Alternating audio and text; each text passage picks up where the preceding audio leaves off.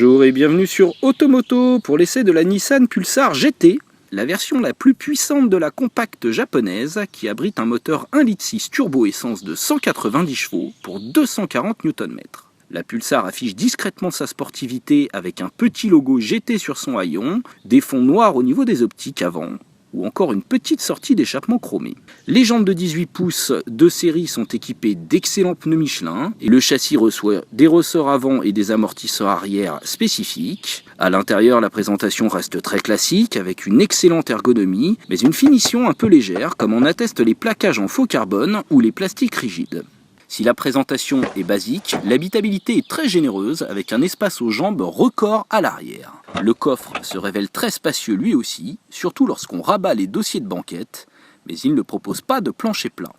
La sellerie cuir chauffante à surpiqûre est facturée 1 650 € dans un pack, qui inclut aussi les différents systèmes d'aide à la conduite, comme l'avertisseur d'angle mort par exemple. Ce pack inclut aussi une caméra de recul avec une vision aérienne. L'équipement est complet avec la climatisation automatique, une carte main libre ou encore un écran multimédia tactile, certes pas très grand, mais très réactif et facile à utiliser. Il est toutefois dommage de ne pas trouver de réglage de siège passager en hauteur, ni de système de remontée automatique des vitres arrière. Allez, on démarre, et tout de suite on sent que le moteur est souple et doux à bas régime. La direction est aussi très douce. Alors ça manque un peu de consistance pour un usage sportif, mais au moins c'est agréable en ville.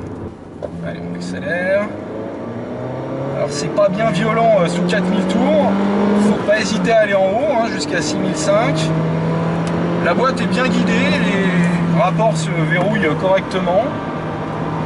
Allez, on se prend une petite prise d'appui. Et on sent que la voiture est bien guidée. Ils ont juste légèrement modifié les amortisseurs arrière et les ressorts à l'avant. Mais c'est bien maintenu, ça prend pas trop de roulis puisque la voiture est relativement basse. Avec un grand empattement, donc elle est très stable. Donc les freins ne sont pas adaptés à une conduite sportive. Ils sont très bien, très sécurisants au quotidien. Après, c'est pas fait pour attaquer. Ils vont chauffer trop vite.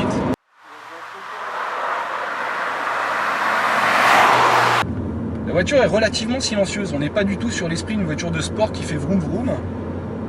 On a un moteur vraiment très discret et une insonorisation qui globalement est bonne. Pas trop de bruit d'air, les bruits de roulement sont bien contenus d'ailleurs, vous ne les entendez pas trop, malgré les jantes de 18 pouces.